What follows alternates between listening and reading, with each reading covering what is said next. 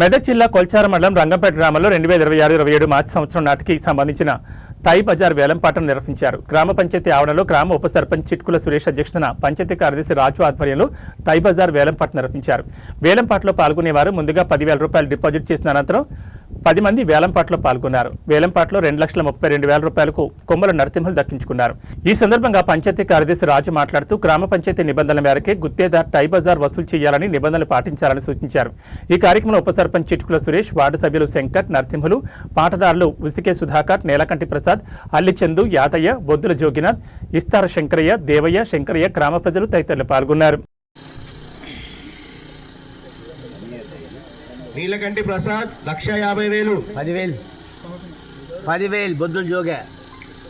బొద్దుల జోగినాథం 1,60,000. లింగపురం యాదయ్య రెండోసారి second part 2,30,000 उसके सुधाकर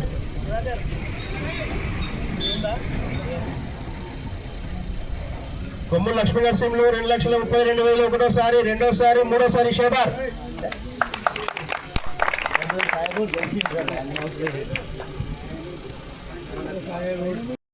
తిరిగి వేలం వేయటకు గ్రామ పంచాయతీకి అధికారం కలదు.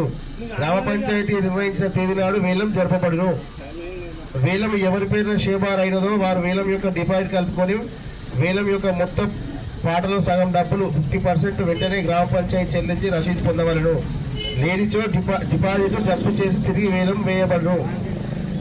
మిగిలిన సగభాగం డబ్బు ఏప్రిల్ నుండి మార్చి 2027 వరకు 2 సమాన కిస్తీల్లో చెల్లించవలను. గుత్తేదారు గ్రామ పంచాయతీ నుండి విధించిన రేట్ల ప్రకారముగా వసూలు చేయవలను.